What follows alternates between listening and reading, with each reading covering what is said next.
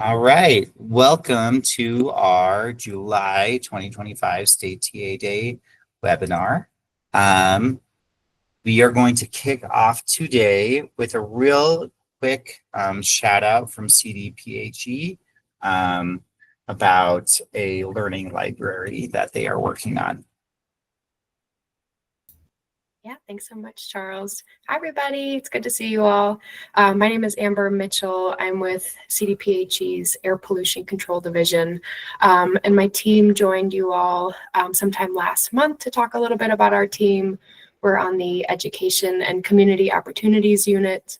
One of the things that our team is working on is sharing these fun learning library packages, or we call it our Learning Library program, where we're trying to share resources with folks to get the word out on different air quality topics with little kiddos. So I'm going to drop a link into the chat. If you know of anyone who is interested in signing up to receive a Learning Library box, some of the things that are included in this are early childhood books on environmental and public health topics. And again, this is for early childhood kiddos from 0 to 5. We have some FAQ sheets on air quality topics just to make them more accessible and understandable. We have an air quality flag program. So if folks are interested in having a set of 5 flags, where if they have a brick and mortar location and they can put up a flag based on the air quality, the forecasted air quality, we share those. It's a good way to get kids involved. And then other activities like anti-idling resources. The EPA has some awesome resources on encouraging kids to start anti-idling campaigns, to really encourage folks that are dropping kids off at schools or at community centers to stop idling their vehicles, because it does cause a lot of pollution. And then we also have fun little air sensors that we're sharing in these boxes as well. So, and also some activities along with that.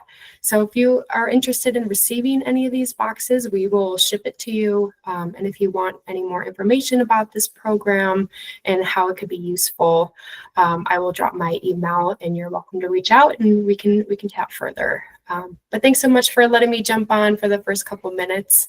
I will drop those links in the chat. Thanks so much.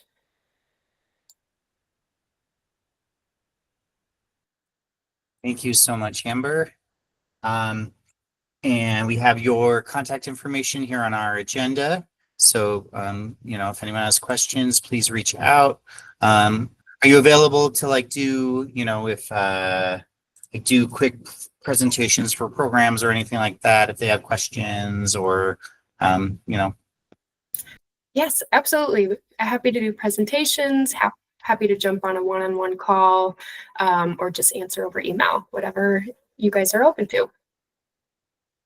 I would consider these, we can have a longer conversation about this at another State TA Day, but I'm talking about health practices for the Colorado Shines rating, something like this, it would definitely fall into that realm. So we love the collaboration. We love to keep our kids healthy. So thank you so much for sharing these resources. Anything else you got, send them our way, always. Cool. Awesome. Thank you again. Now we have Amanda Culbertson to talk a little bit about family engagement. Yeah, thanks, Charles. Hi, everyone. Thank you so much for having me. I'm going to try and share my screen here. So I'm a very visual person, so I did make slides for anyone else who is visual.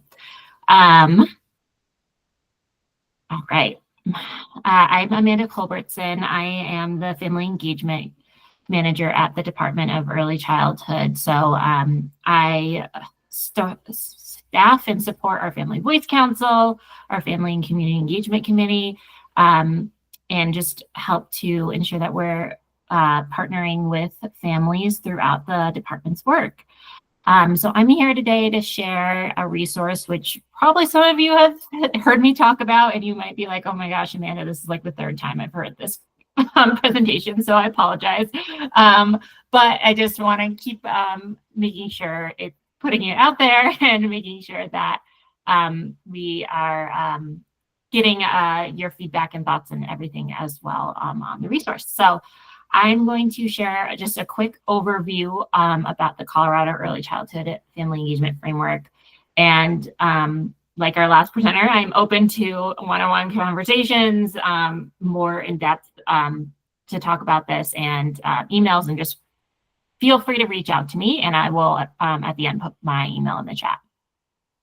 Okay, so a little bit of background on the Family Engagement Framework. The purpose of it is to really define and identify important family engagement concepts to be applied across early childhood sectors. So it's really a high-level resource or guide around family engagement. And while we do want to think about the education sector around family engagement, this framework is really designed to think about all places that families are reaching out to. So it's really thinking about across that early childhood sector. And it's a guide to shift the way that services are designed to provide to families and young children. And so that we're really centering families. And then you'll see through the document that this was created through the Preschool Development Grant. And so the focus is really on birth to 5, since that's what the grant focused on. But the concepts are very general and can be applied through the birth to age range and beyond. So I just want to mention that because it is in the document. And then, like I said, this was funded through the Preschool Development Grant and under one of the Colorado Shine strategic plans. I think maybe the original or one of the updates. I'll have to really think on that one if you're wondering which one that is. But it was funded through that work. And like I said, again, it's intended for agencies and organizations across early childhood sectors. And I think really just want to it's pretty broad and has a lot of good just family engagement guidance and definitions and things like that you can apply to your work. And then we'll talk about how we took this kind of broad framework and we have resources that have more concrete examples. But again, a little more background information. Started with looking at what's existing, right? We don't want to build something from nothing. We wanted to see what's already out there, including resources like Head Start and the Strengthening Families Colorado framework. And then we also looked at national best practices, did a literature review of those, and took all this information and analyzed it and came up with some sort of draft recommendations for what the framework could look like. And did a lot of partnering and outreach to get some reactions, get some feedback, get some input on what that draft looked like. And we worked really closely through this process with, if any of you were part of it, you were part of the Early Childhood Leadership Commission. Now it's called the Program Quality Alignment and Access Subcommittee. We worked with them, and then we also worked with our Family Voice Council, which is our advisory council for the department that's comprised of all membership of lived experience. So we had a great perspectives with both those groups guiding the work, but then did additional outreach as well to make sure that we were on the right track and had important information in this.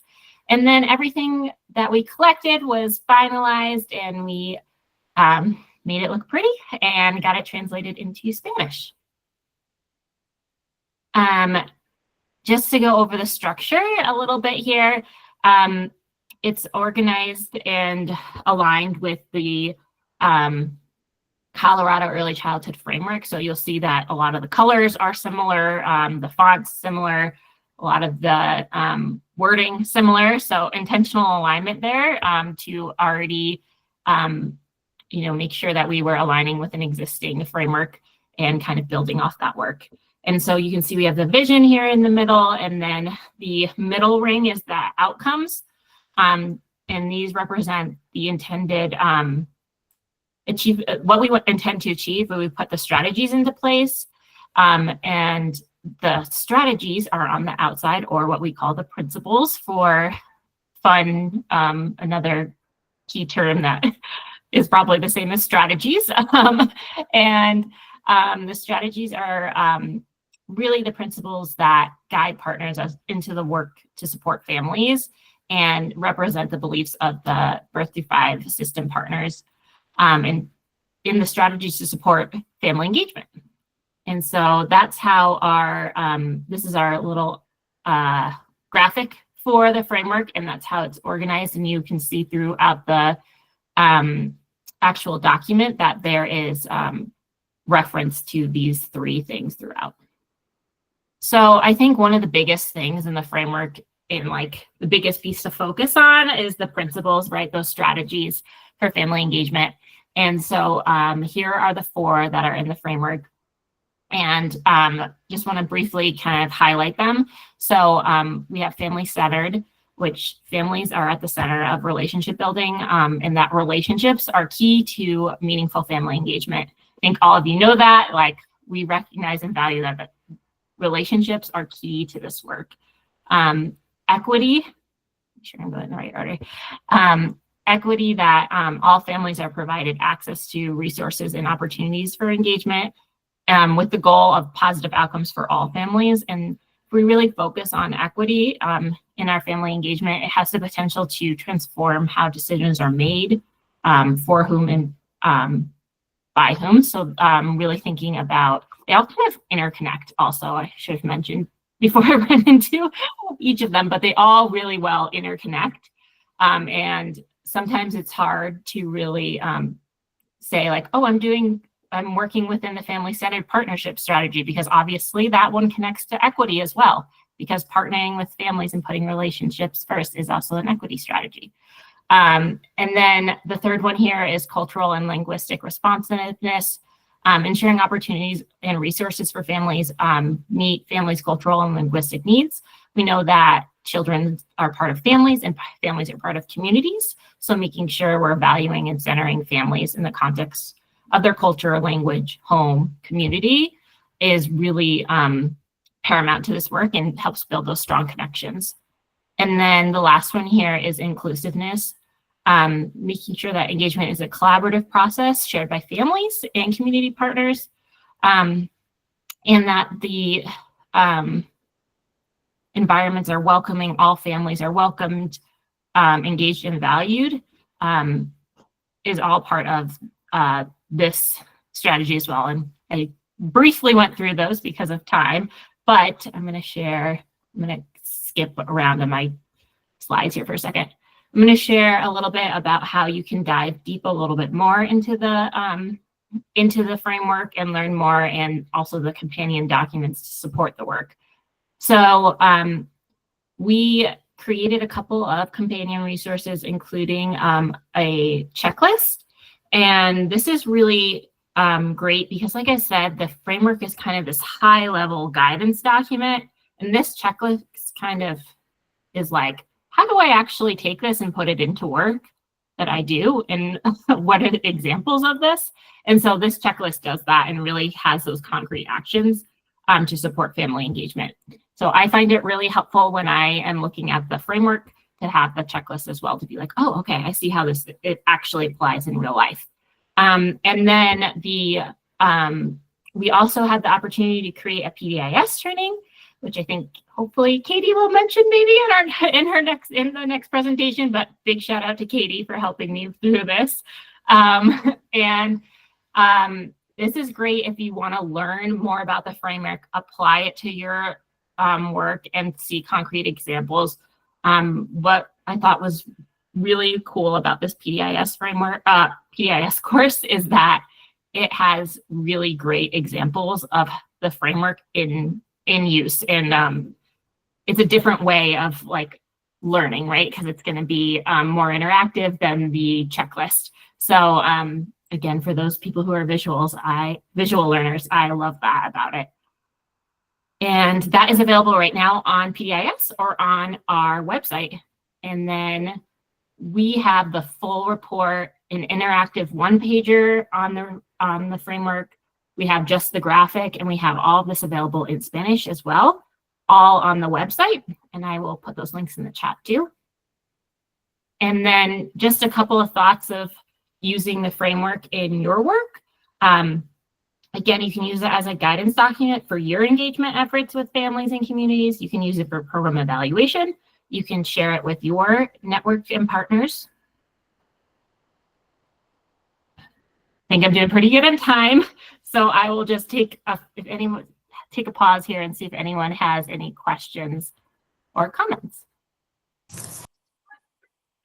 Hey, Amanda, I was just I put it in the chat, but you could use that checklist as a self-assessment for our Colorado Shines evidence. And then if you make program changes using the assessment, you could count that. So, feel free to double up and use this if a program finds a need there. I love that idea. Sorry, I went through that quite quickly. So I'm happy, like I said, if anyone wants to talk it through more deeply, wants to talk through ideas, just has questions, feel free to reach out to me. Well, I did put my email on the slide, so there you are. And my phone number, feel free to give me a call as well. But again, I want to thank everybody for having me, and let me know if anything comes up or any questions, and I'm happy to come back and share more. Thank you so much. Thank you so much, Amanda. And if you don't mind just sending me over the presentation, I'll be sure to add it to our agenda. So Katie is going to talk about some PDIS training updates. Hello, everybody. It's good to see you. It's been, I think I have not been to one of these meetings to present at least for almost a year. So I'm glad to share some updates. I do have slides that I will get shared. I'm going to turn my camera off, but I wanted to say hi. My connection is not happy today. So let me get the slides pulled up. And then these are linked in the agenda as well. So please feel free to take a look. And there's some links built in that you can access later to get a little more information. But a few big things we wanted to share that are pretty exciting. Quickly, I'll just display this slide. I always assume most people on this call know the PDIS inside and out, but just in case anybody's maybe newer to a role, the PDIS is a statewide system, a professional development information system, and it is both a workforce registry and a training system for early care and learning professionals statewide. And my team's role is to develop and share and maintain what we call our Colorado Shines training. So this is primarily training that has some type of a requirement. So like any industry, professionals have certain courses they need to take, either per licensing rules or per UPK for federal guidelines and so on. And then we also develop both online and instructor-led trainings that are just additional professional learning and development. So one big update is to one of our required courses that pretty much any type of early care and learning professional takes, and they often retake it annually. And that's our mandatory reporting course. You may have seen this announced just, I think, last week in the PD's PDIS newsletter, but I did want to touch on it here. I do want to reassure everybody the training requirements around this training topic have not changed at all. It's just the course itself has gone through a bit of a facelift, and we've been able to make a version that's childcare specific. So if you've taken the course in the past, you know it's for all mandated reporters of suspected child abuse and neglect throughout the state. And then this version of the course now is going to focus on just what that looks like within an early care and learning setting, whether that's home-based, center-based, school age, all of the above. And it does also focus on how to prevent intentional or unintentional abuse and neglect in those settings, right? So just things to be aware of as providers.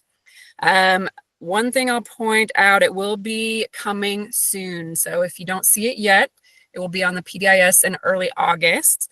The title of the course is shifting just slightly from recognizing and responding to preventing and responding child abuse and neglect. We will have 3 languages, English, Spanish, and Arabic. It does still meet all licensing requirements. You may be aware that this past legislative session, the state did pass an update to the mandatory reporting law. This new course does align with that new law as well. And it will have some links so that anybody taking the course can review that new law and just what that entails. So please rest assured, if you've heard that coming, this course is gonna meet that need. And I also just want to point out as well, I think the first question on everybody's mind with a new version of a course is, does everybody need to retake it? The answer is no. So people will not need to retake the new version just because it's new. They can just wait, and whenever they're due to either take the course for the first time or to retake it, they can just take the new version at that time. All right.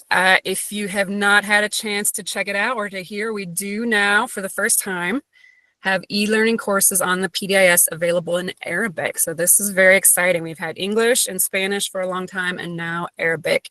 Currently 11 courses, 4 more will be published in August, and then ongoing as we build new courses, those will be translated into Arabic as well. And then we'll also keep working on translating the existing courses as well. So if you've not had a chance to take a look, the easiest way to find these Arabic courses is once you've logged into the PDIS, the same way that you would search for any training course, either a search bar on that your learning homepage or at the top of the screen.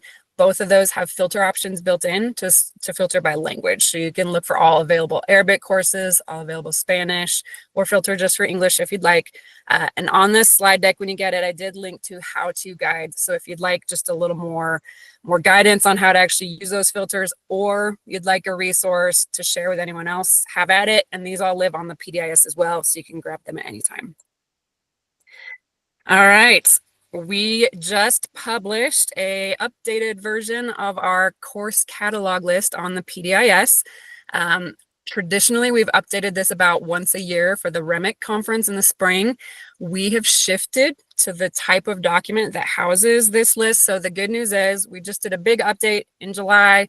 From now on, we will be able to make live updates. So anytime a new course is published, if we ever need to temporarily take a course down to fix it, if we're translating it and that becomes available, you'll see those updates in much more of an ongoing fashion. So that's exciting for us. I did also want to share one thing we are really excited about, because I know this comes up quite a bit.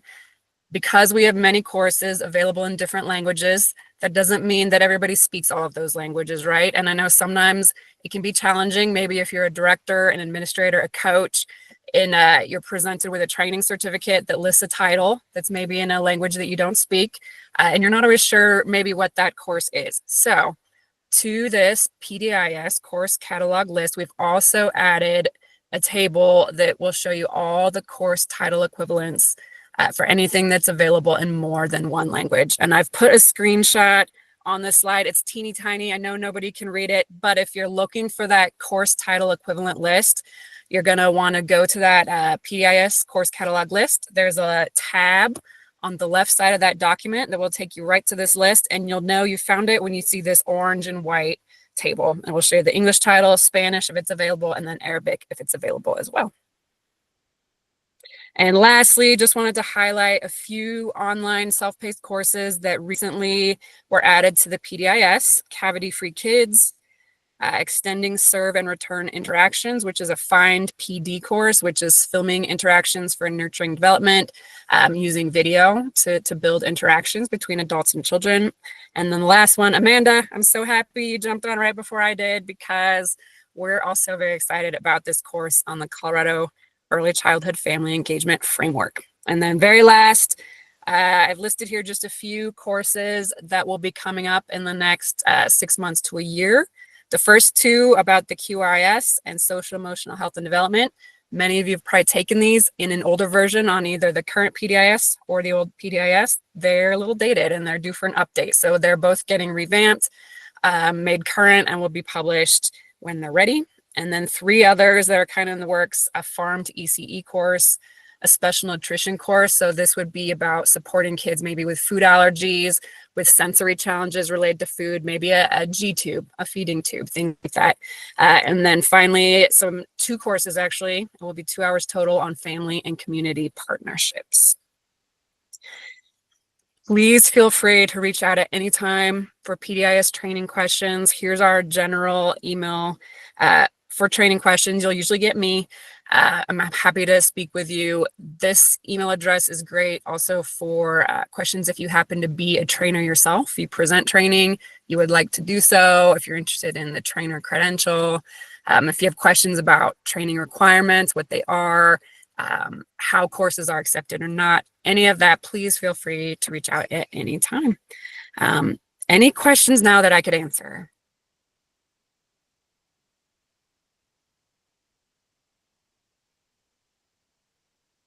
All right, well, thank you so much, everybody. I appreciate your time.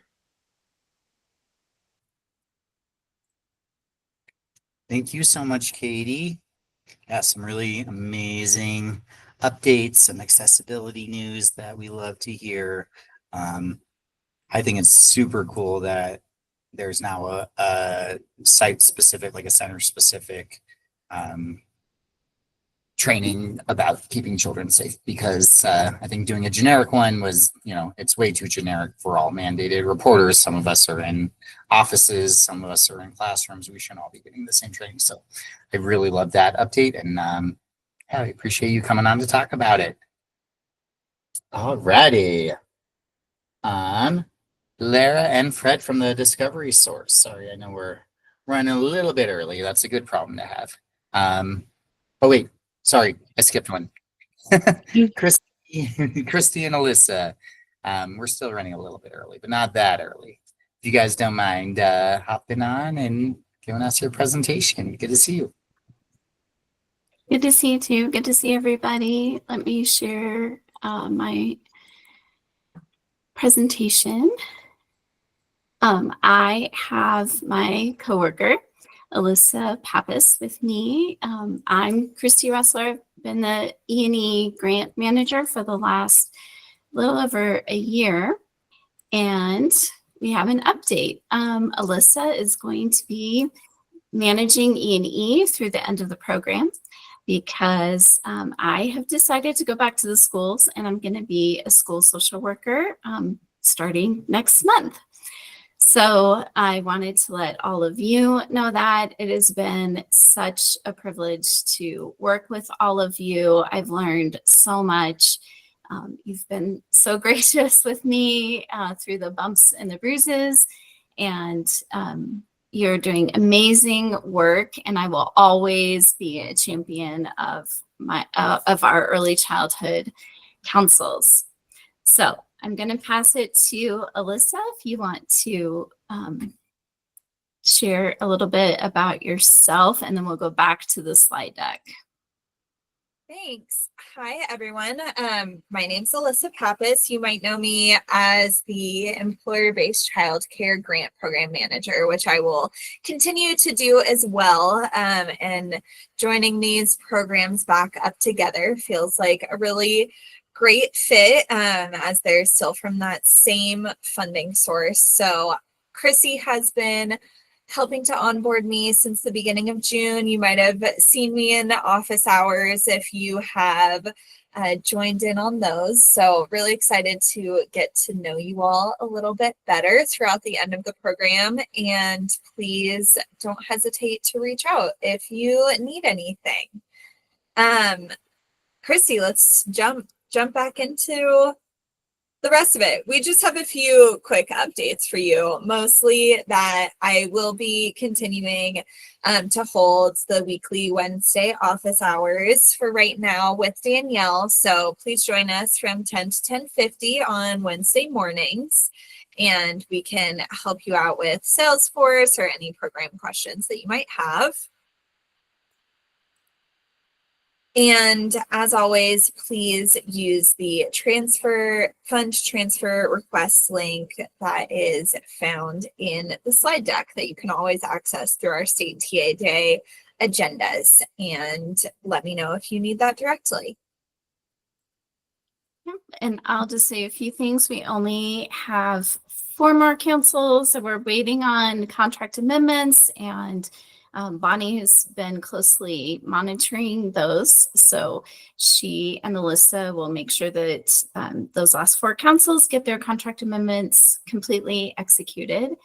And for any and all, for all, I should say, all on-base invoice submissions, those need to go to Alyssa. Here's her contact information. So you will name her as the contact for E&E, and that is her email. And then we can just open up for questions if you have about the transition.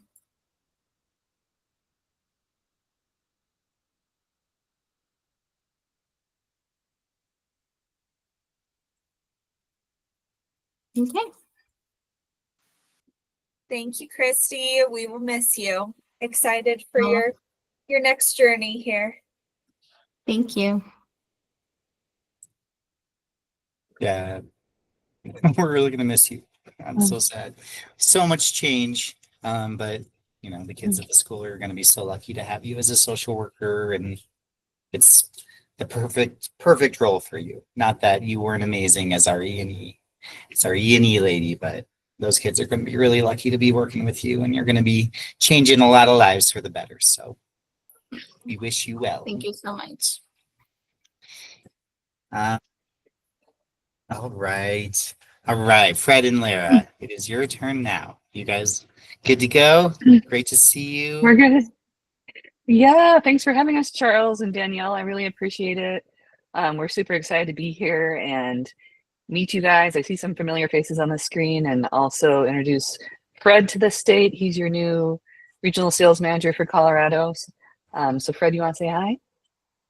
Yes. Good afternoon, everyone. Nice to meet you. I've seen some familiar faces on here as well. So it's nice to meet everyone else. Thank you very much for having us today. Yeah, and thank you to Danielle for helping us renew our vendor contract with the state too. So we are good to go. We're an approved vendor again with the state of Colorado. So it's super exciting for me too, because it's my home state. Even though I live in California now, I grew up in Fort Collins, went to college in Durango at Fort Lewis. So it holds a close place in my heart. Okay, we're going to share a couple of our new and old resources in case you're not familiar with us.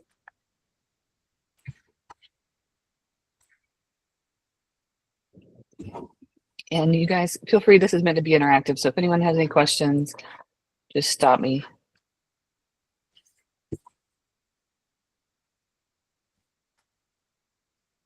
Okay, we're the Discovery Source. We are based here in Southern California, and we focus on trauma-informed care and social-emotional skills. We also have class support. We offer significant family engagement materials, as well as professional development.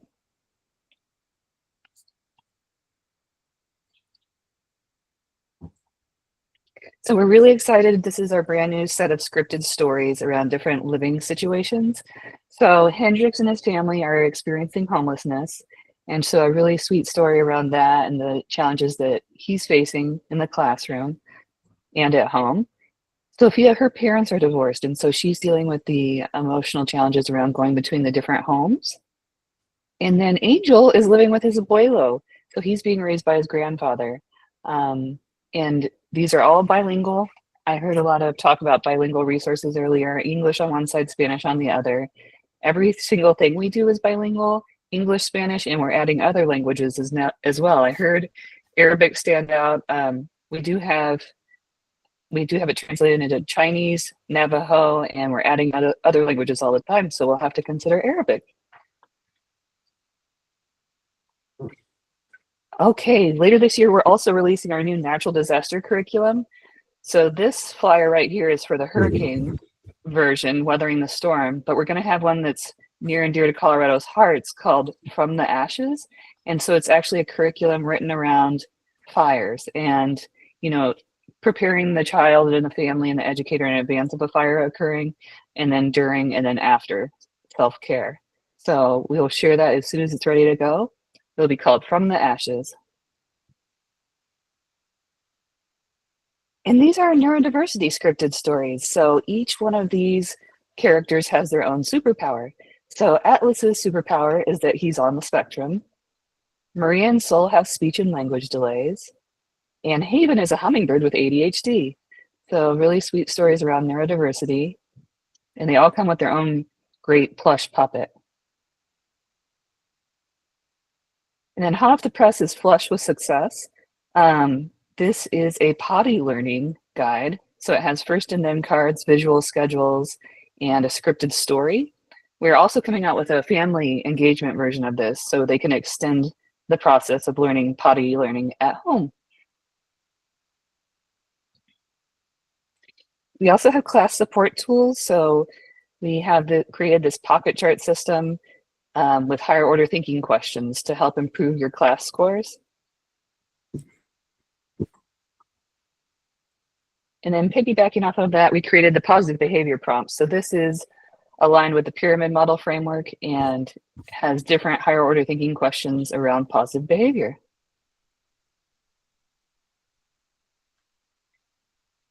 And our early learners calming kit, this was developed with the Santa Clara County Office of Education, their inclusion division. So everything we create is with experts. So this is a self-calming kit for the classroom and then also a family version.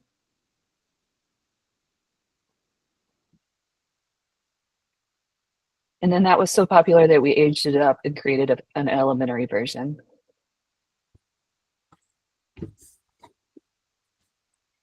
And then some of you are familiar with our Pyramid Model partnership. So we're the exclusive partner of the Pyramid Model Consortium. So we were hearing that educators were having to print out all their own materials and didn't have time to do that. So we created the Pyramid Model kit. It has all 5 kits here and also comes with a plush Tucker puppet and a Super Friends cape.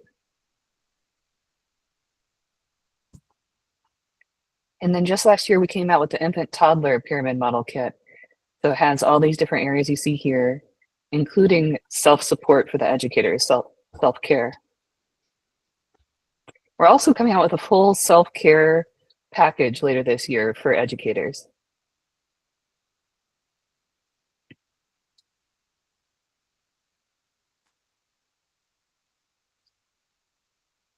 And we have vendor in Salesforce. No, not yet, but Danielle and I are talking about getting us on there.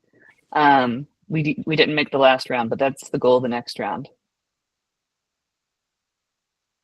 So Tiny Tegan is Tucker's little sibling. So Tucker teaches Tiny Tegan the Tucker technique. It's a tongue twister, but it's a real sweet story with a tiny little finger puppet that actually tucks. And then we have our family childcare toolkit. So this is again based on the pyramid model, but targeted for your family childcares. And then we took the learning outside. So this is our brand new pyramid model aligned outdoor kit. So this has the tent and it has the see-through sides for observation, and then these high quality posters that can be hung on a fence or a wall. They're made of vinyl. And of course, family engagement is so important. We have our home visitor kit as well. And even more family engagement. So these Homestart and Baby Homestart books on the right, they can come in English or Spanish, and they're intended for families to have conversations with their little ones from birth on. So they have conversation starters around cooking or doing laundry, just to encourage that conversation. Of course, we have the Tucker at Home kit, and then Medi Teddy does yoga. He's actually a posable yoga bear that stretches and moves with his little activity book.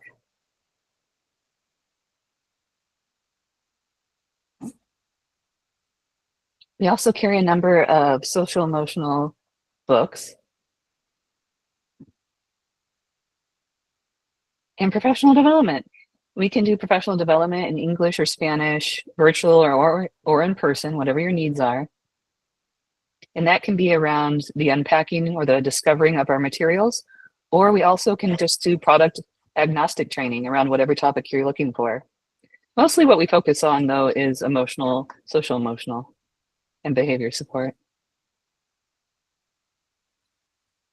We have custom kits So if you have a specific need for your council, we can create that for you. This is one we did for a program in Florida, the QRS program down there.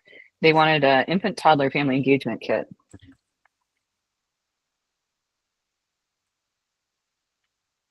And we are sole source. We're the only ones that create these materials. So if you ever find yourself with a grant and you have to go into an RFP situation, we can provide you with this because we're the only ones that make these. And there's Fred. We're working on getting a better headshot for him, but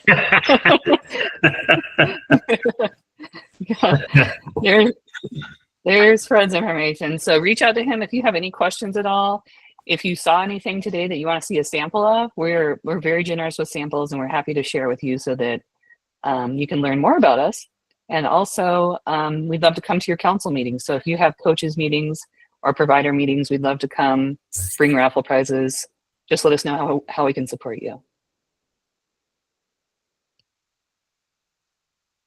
Are there any questions?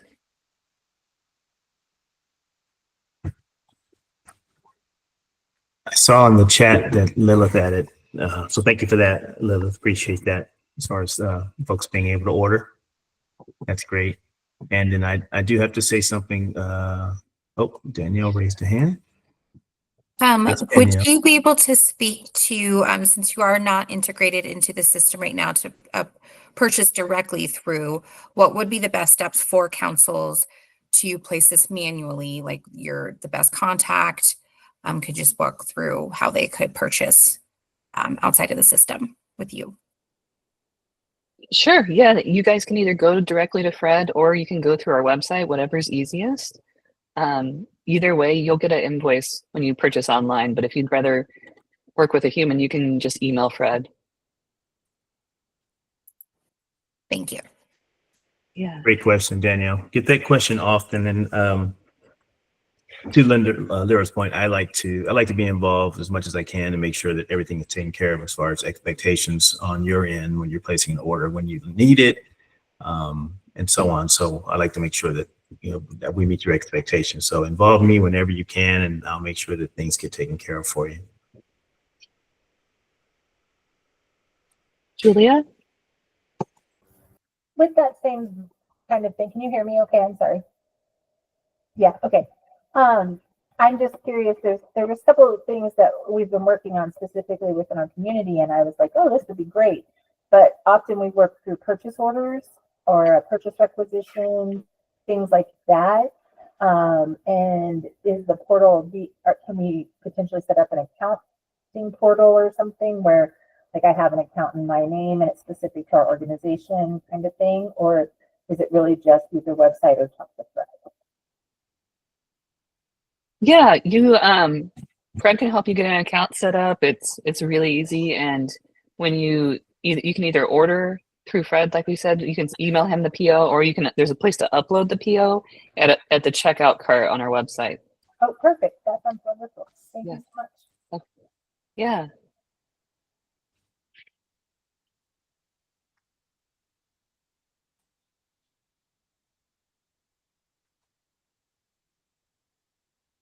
Any other questions?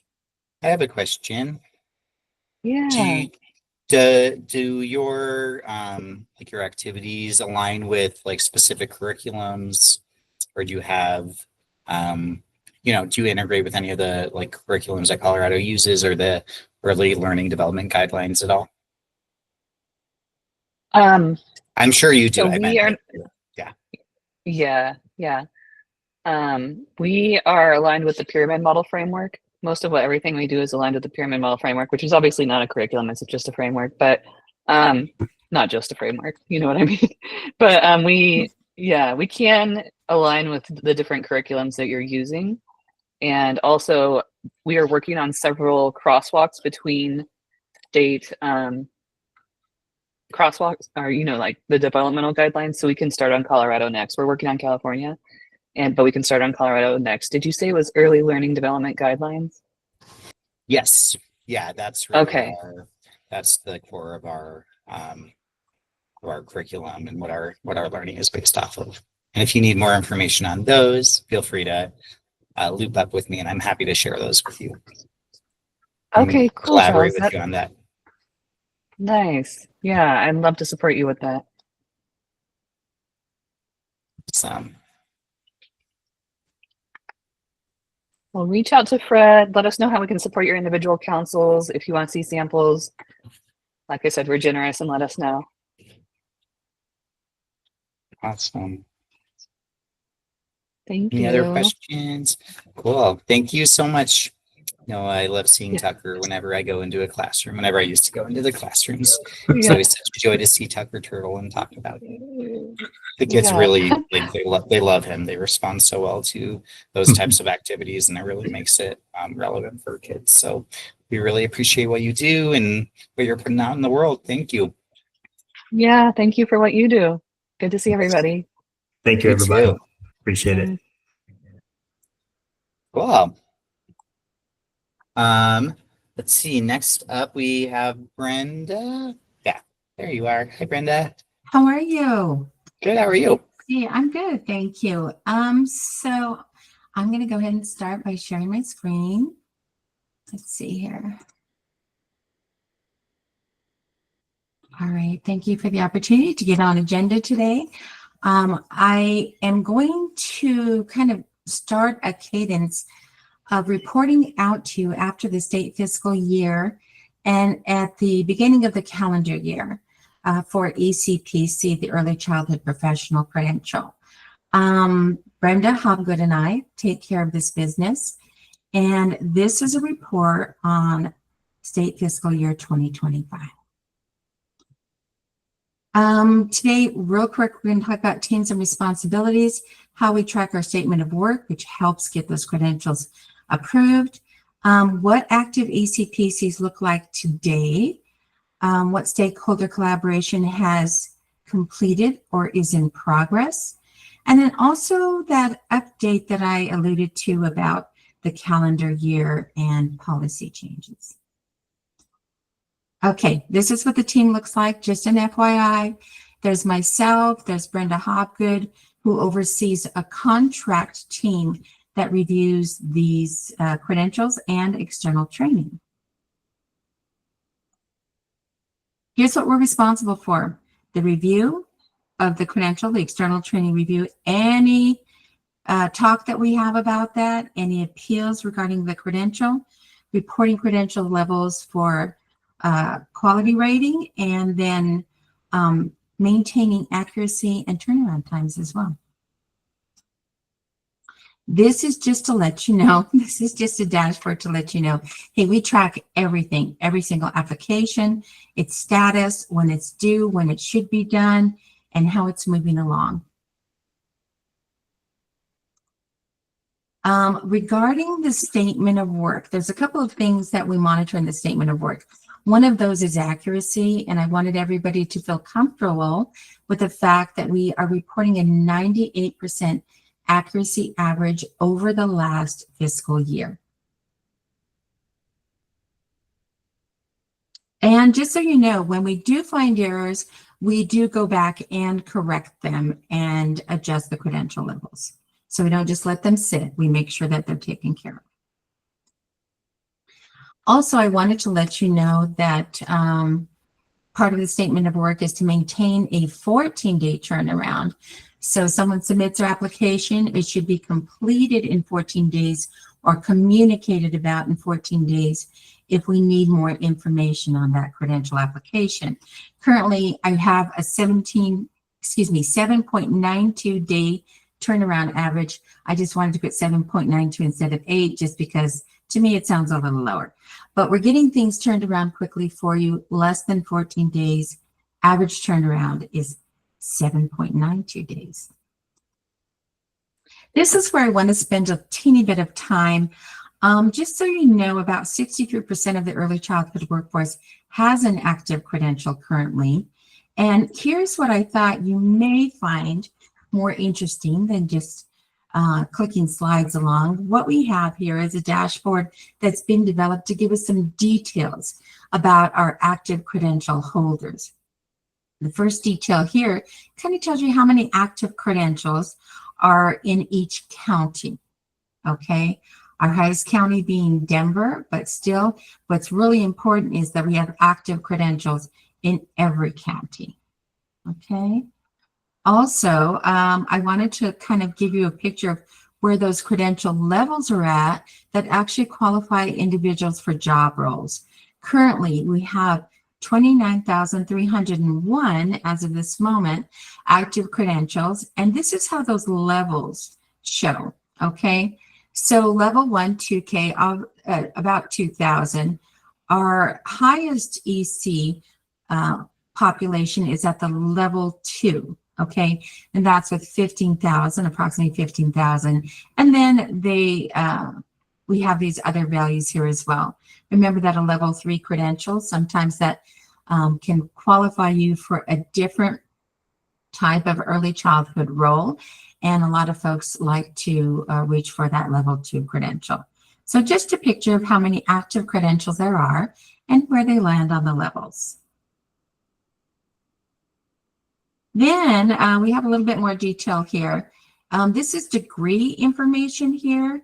So we have, when you see our larger number, those individuals do not currently hold a formal education degree, but this is kind of how they play out here. The majority of those holding degrees hold a bachelor's degree, okay? And then also here, this number up here is those not reporting formal education coursework. But for those that, I'm sorry, areas of study. So for those who have reported an area of study, we have a lot of folks that come to us from other fields. And then the next highest value would be that early childhood education field, as far as those having an area of study for the degree that they hold. Just letting you know that we have some information about those with pyramid training. Remember, this is active credentials. So someone may have had pyramid training and not have an active credential. But currently about 4,116 individuals have pyramid training out of that 29,000. And then we have individuals with EQIT training, and that's 5,486. Next, those reporting experience are much greater than those that don't. Remember that an early childhood professional credential requires points in 2 components and a minimum of 10 points. So the experience component is not actually required for a credential, and I just wanted to clarify that. Other than that, we have, let's see if I can get this to show, 84 people out of those who have active credentials who are not reporting professional development training. And down here below, it kind of shows us how many people have taken advantage of demonstrated competency observation and what tool was used, okay? The majority of individuals are using the class tool. This is what's being reported to us. So individuals could have an observation in hand and not have reported it within their credential application. And the next one would be environment rating scale, okay? And the next is our districts. Okay, I just wanted to kind of give you a picture of what everyone is reporting within their credential. Another item here is just kind of how much external training is reviewed by the team. You can see that it's starting to level out. Well, we probably do about 265 applications a week is what we do. This is what happens over the entire fiscal year. And this is not easy to get an average on because we have high volume days and no volume days. So this is what we have over the full year. And this is more a shout out to the PDIS Help Desk, because out of all the cases that do come through the PDIS Help Desk, Joni and her crew are handling the majority of those. We really, over the last year, only handled 3,579 cases, and just shout out to Joni and her team. They're doing an amazing job on the help desk. We do prefer that all help desk cases go through this address, all questions, because anytime anybody submits an email or calls us, you know that creates a case. And then we can track our communication, what we have said, what we haven't said, and get you some nice links and information that you can refer to later. I want to let you know that the ECPC has had several work groups over the last couple of years. And those work groups were for the purpose of improving the credential. And so one of the things that I want to make sure everybody is aware of, and this has been going on for about a year, but we did have a group of Montessori professionals that got together to see if we could get how we could recognize their teacher preparation program. And what we did is we, once we did the crosswalk and probably spent over a year on this idea with all of these folks and their experience with Montessori, we ended up with 33 coursework credits available to those who hold an AMI, an AMS, or MACD accredited early childhood credential. So if you know someone who has that credential and has never submitted it with their application, please ask them the next time they do, or if they're ready to do it now, they can submit that with their application and have 33 formal education coursework credits in the application. This is also on our new guide that we have published. One of the ideas that has taken hold and we put some serious thought into is a timeline for changes. The Montessori change was not done on this timeline, but we want to be very thoughtful in how we're implementing change and reflecting on it. So in the future, what we're going to be doing is in this particular timeline, we'll have internal and external stakeholders. We want to make sure we're giving enough time for systems to update and to train staff and to make sure everybody knows as much as possible what's happening before it's actually implemented. So this timeline illustrates that. What we have going on is when a project starts, what we're doing, and how it comes to fruition and final recommendation approval. Just so you know, and if anybody's familiar, we do follow up a project. It's Lean Six Sigma, the DMAIC process. And so we're very consistent about how we review things. And this is kind of illustrates that for you, okay? So we'll start a project here, do a little measurement, make a policy recommendation, look for that approval, see what we need to change internally, and then we're gonna let everybody know about that change if it does come to fruition, and then we implement it. So here we're just really looking to make sure everything's set up before we actually implement it. And then come January, March, here comes the next set of work groups and recommendations. So I really want to drive home the idea that we're going to start an annual cadence with ECPC policy updates, and they will run from January through December.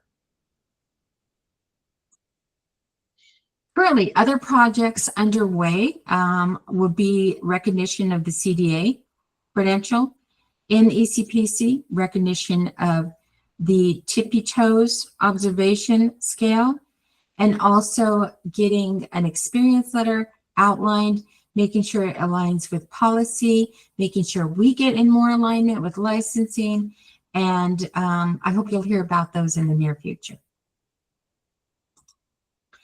Finally, I want to make sure you know that these resources are available to you. We have a coursework list that's available, and this coursework list is going to show you what courses we know that we will always accept.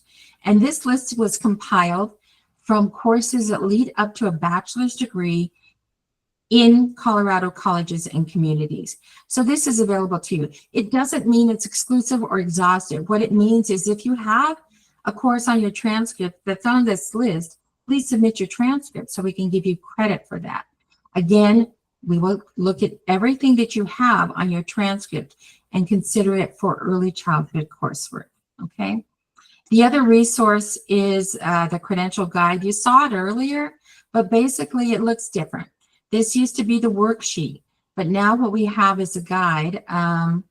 And so this has a lot of information. What I like about this is now it doesn't just have the information, but you're also going to see some read more or learn more. Yeah, read more. And these will link you to the knowledge articles. And then you'll also have some other links throughout. Knowledge articles are being revisited. So please look often at those knowledge articles to look for updates and more information, clarified information, better information. We work hard to get that to you all the time. All right, those are newer resources. And I just want to thank you for the opportunity to be in this position and serve you. And you can always reach out through the help desk. If you want to reach out to me directly, please just add attention Brenda in the subject line and it'll get to me just a teeny bit faster. Okay. All right. Thank you for your time.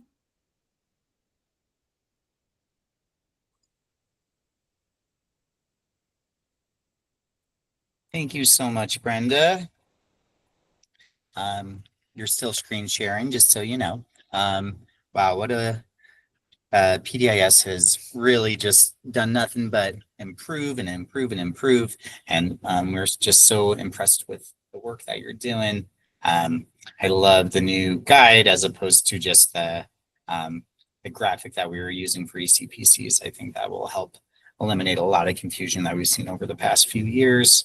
And yeah, I just love all the innovation that your team is constantly putting out. So thank you so much. Thanks for all your hard work. Love you, PDIS. All right. Next up, we have Leah to give some EQIT updates. Hello, great to see you. Hello, good to see you too, Charlie, and everybody else. And yay, Brenda, I'm always so excited. I remember when PDIS was like just something we talked about. So every time we do something new, I'm like, it's so amazing. I'm here, though, not to talk about PDIS. I am here today to talk about EQ, and mostly I'm here talking about the Infant Toddler Specialist Foundations course. We wanted to let you know we are accepting applications right now for the Infant Toddler Specialist Foundations course. What that means to you on the councils is that it's time for you to be thinking about if you want to add to your team or not. The application round will be closing on August 22nd. And the reason it's closing so quickly is so that we can get our numbers and all of our stuff for the behind the scene things that we need to do at the state. And also to encourage maybe folks who want to facilitate EQIT but haven't met the requirements yet, have time to meet those requirements before we get things started in January. So I know many of you are like, no, our team's fine. And I know your teams are fine. They're great. They're fantastic. And it never hurts to have extra people. You might have staff move. You might have contractors go to work somewhere else. And so I'd really just like to request that all of you think about your team and think about would it hurt to have one more person or two more people just in the works so that we can make sure that we aren't missing any opportunities to provide EQIT across the state. Let's see what we got here. So these are the requirements, and I get asked this a lot. So this purpose of this slide is not necessarily for me to talk it through. It's for you to have a resource if somebody says to you, oh, wait, what do I need? Well, they need to have taken EQIT since our revisions happened in 2022. They need to have a current Early Childhood Professional Credential, ECPC Level 3. They need to have a current trainer credential, which you can't have a trainer credential without your ECPC Level 3. So those are the three big things we're looking for. If you have a person that you feel like this is amazing and they don't have that yet, well, hey, we're offering EQIT courses right now. As of today, I have 28 courses open in the state. So there are courses out there. If you are struggling to get someone that you want for your EQI team into a course, please just reach out to me and I can help you facilitate that. We want to make sure that people who are teaching this course have experienced the course first so that they know firsthand what it feels like on that participant side and can then turn around and offer that to the folks taking the course in your communities. We do, as you know, the funding goes through the early childhood councils. So we're really hoping for individuals who are already connected to a council. We also understand that's not how it works for everybody. So again, encourage people to apply. If maybe you don't have room at your council or you're not adding to your team, please still encourage people to apply and to reach out to Eva and I so that we can make determinations and can maybe partner them with a council who might be able to help them get started on their EQIT journey. So please keep that in mind. This is the timeline. So we will be running from that last week of January through May. There are 5 in-person days total in Denver, 3 of them at the end of January, 3 of them at the end of March. The rest of the time we're meeting once a week virtually for 2 hours. It is a relatively smooth process. We would love to be able to support you and your team in doing that. The final round of interviews and everything happens in May after our statewide meeting, and we'll have everybody credentialed and ready to go and to be able to teach starting in July next year, so next fiscal year. So it's a pretty smooth process. New this year, we're really excited about the Spanish track. So we have 10 spots available for instructors who speak Spanish and who will train EQIT in Spanish. We are hoping to expand this to Arabic, but right now for this cohort, it's cohort 15 that's taking place in 2026. We will be supporting a Spanish team. So there will be Spanish speaking instructors who provide the Infant Toddler Specialist Foundation course material, who meet with them and guide them and do all of those things together. And it's the exact same experience that everybody else has for foundations. It's just in their heart language. And I will let you know right now, I actually have more applicants for the Spanish team than I do for English speakers. So we're excited about that. We want to support that. I do want to request that some of you maybe who are larger councils or who offer courses more often, that you consider adding a Spanish team, because we'd really love to help them get supported and do this round. So that is all the things. We've got a handy dandy QR code. If you would like to share this with anybody to apply, they can scan this and complete the application. And I'm happy to take any questions that you might have. And if you don't have questions, that's okay too. I know this is familiar for many of you.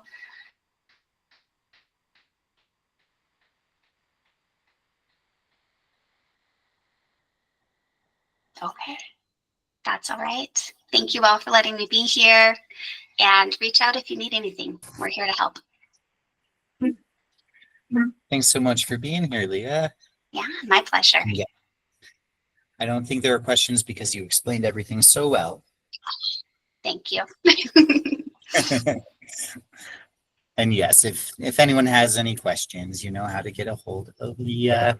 We're really grateful for your team. We're going to be working on this year, our QRIS team, and the EQIT team to be collaborating more thoroughly and to making sure we're more of a unified front even than we have been in the past. So we're really looking forward to that this year.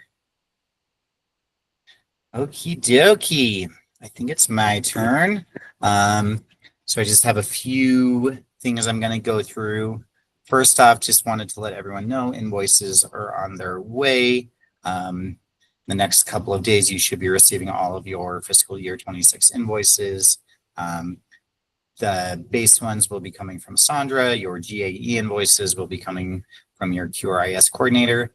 Just make sure you are paying attention to the indirect rate on the GAE invoice that you're using. If you have any questions about how to fill it out, about what's happening, please reach out on those, and I'll talk a little bit more about that in just a moment. What I am going to do now is,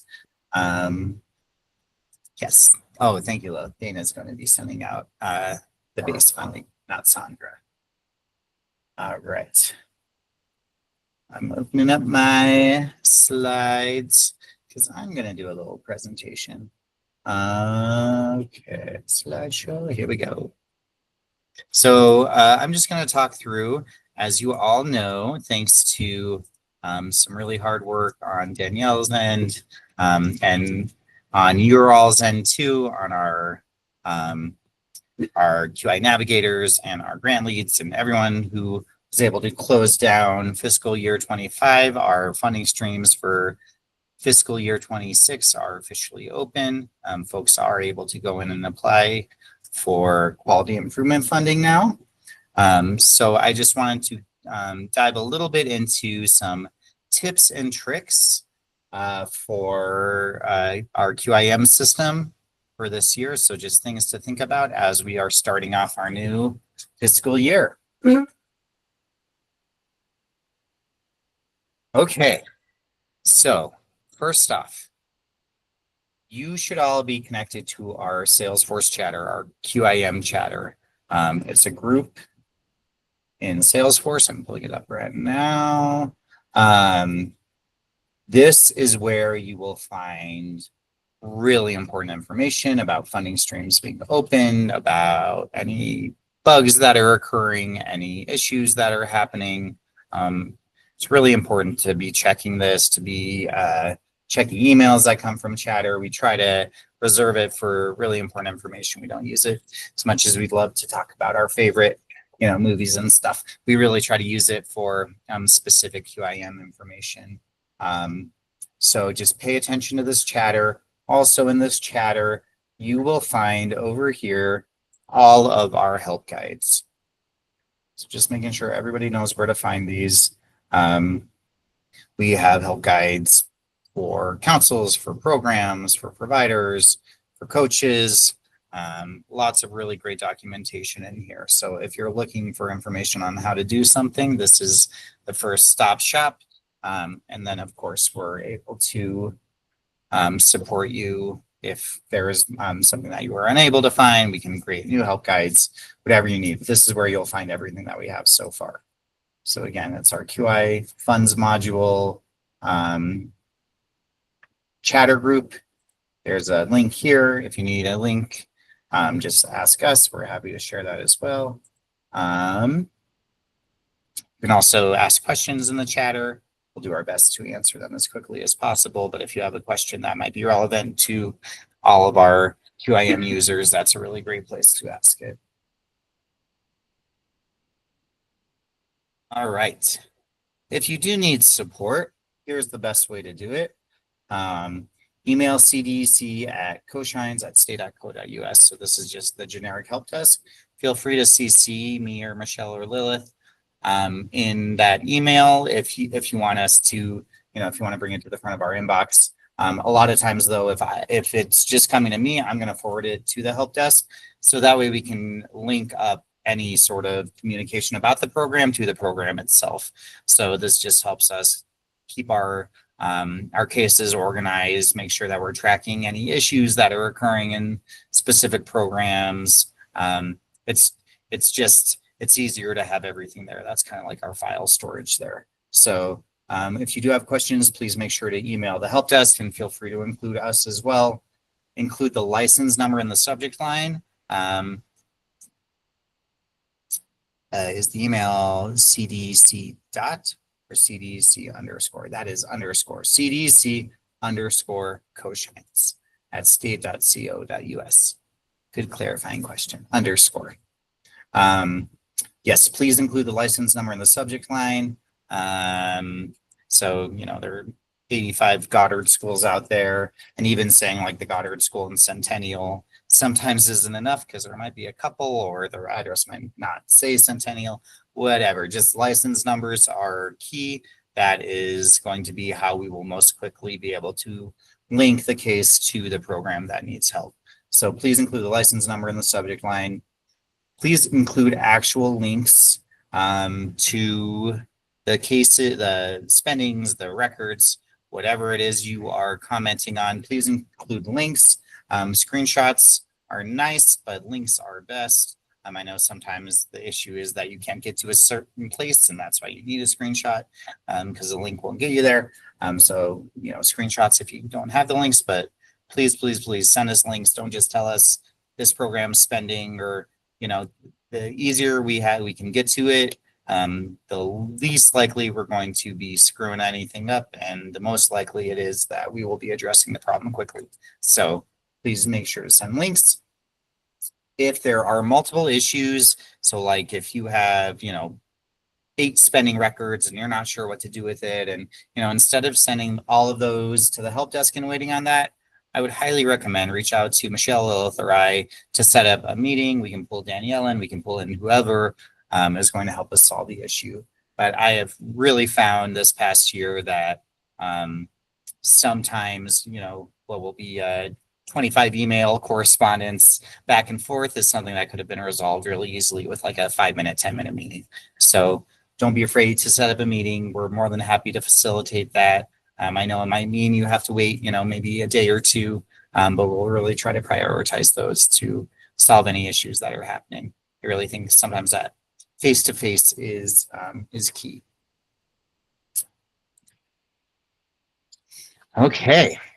So right now is about the time that you as a council should be making a plan. So how many programs are going to be rating this year? That might be information that you might want to figure out.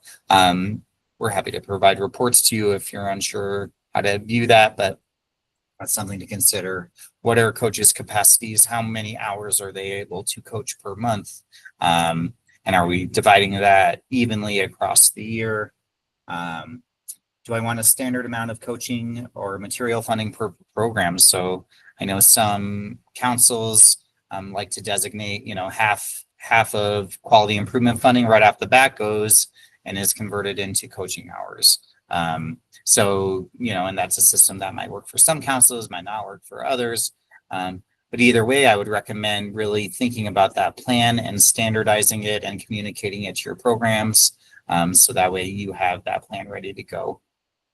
Are my programs prioritized based on needs? So again, that might be rating need, that might be new director, or a lot of staff turnover, or a new location, or something like that. So thinking about that too. Are you prioritizing programs based on need? Is it first come, first served? If it is that a sustainable system? Things like that to think about. And then this one's really big. Do I have any questions about logistics? Please ask. If you don't know the difference between TSQI or ESQI, that's okay. I know we've had 2 different funding streams for a while, but I feel like there's still some folks who don't know. If you don't know, that's okay. Just ask us. Remaining funding versus allocated funding, reading your funding streams. This stuff is really confusing. I feel like after 5 years, I'm just starting to wrap my head around it. Don't be afraid to ask us questions, even if you feel like it's something that you should know by now, because we want to make sure that we're all on the same page. And, this is it's a complicated system. It's changed so much. Every year there's something new. There's a new change. There's a new acronym. There's a new funding stream, whatever. We understand that. So please, please, please, if you're confused about something or if you don't understand something, ask us about it. Don't be afraid. I think some of the issues from last year could have been eliminated by, folks just asking questions that maybe they didn't feel like they had the right to ask or were able to ask. So we're an open book. Don't worry. No judgment. Ask away. All right. And then this is my last piece here. So timelines. You are the masters of your own council, and your programs, and you have your systems in place. I do feel as though there could be a little bit more, planning in terms of I guess last year, just the end of the year really snuck up on us quickly. And I think it might be good this year to look at the year in quarters and kind of chunk out what you want each quarter to look at. So I just kind of put in here a suggested breakdown. So for Q1, what's your allocation methodology? Looking at coaching calendars, looking at needs assessments for programs and seeing what they will need, beginning coaching, beginning supply ordering, talking to programs about minor improvement requests, which we will have an application for officially in September, but like really it's like garnering that idea, you know, seeing if programs have projects that they were wanting to work on or stuff like that. So this is the planning and really starting to implement pretty quickly. I would say by August, you know, things should be running. So Q2, October to December, this is really the bulk of our work, spending down, tracking, starting to track that funding, what's distributed versus what's spent, contacting programs. You know, if a program was allocated funding in August and they haven't spent anything in December, since then, and it's December, I would reach out to that program and see what the holdup is. You know, things like that. Start to complete minor improvement submissions, try to get those done as quickly as possible. January and March, so Q3, this is where we're going to be completing the distribution of funding. This is where we're looking to order and receive the bulk of materials. By March, you should be looking at your remaining funding and working through a contingency plan. So if you have funding left over, how are you going to allocate that out to programs? If you don't have as much funding as you wanted and programs are still needing to apply, who could you pull from to allocate? Like I said, we're not going to force anything on anyone, but funding really should be redistributed by January. By February, everyone should know how much funding they're working with, because by April, everything should be spent. And really, by the end of May, like everything should be spent, everything should be out there. It should just be a couple scragglers that you're waiting to get back in to tie everything up in June. I know this past year, you know, there were lots of hiccups and lots of unanticipated roadblocks that got in the way of us doing things as timely as we wanted to be. Hopefully, most of those have been eliminated and we can really start to make this process work smoothly again. That's all I had. So, you know, feel free to troubleshoot with us, to you know, ask us if you have any questions. We're more than happy to you know, work on a way to support you that works best. So that was my presentation there. Any questions, comments?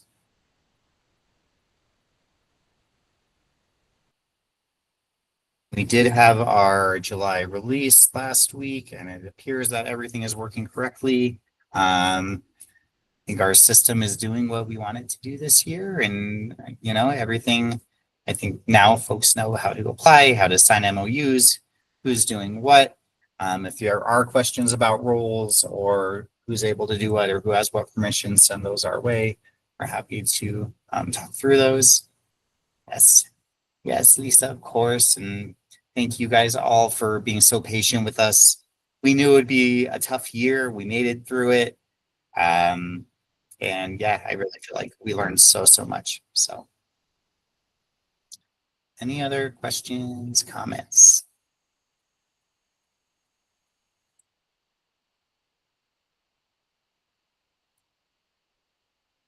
Okey-dokey.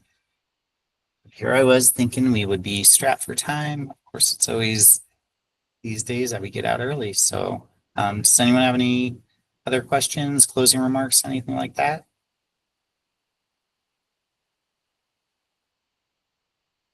Okey-dokey. Well, enjoy the rest of July. Enjoy the rest of the summer, I guess. No, we still have summer next month.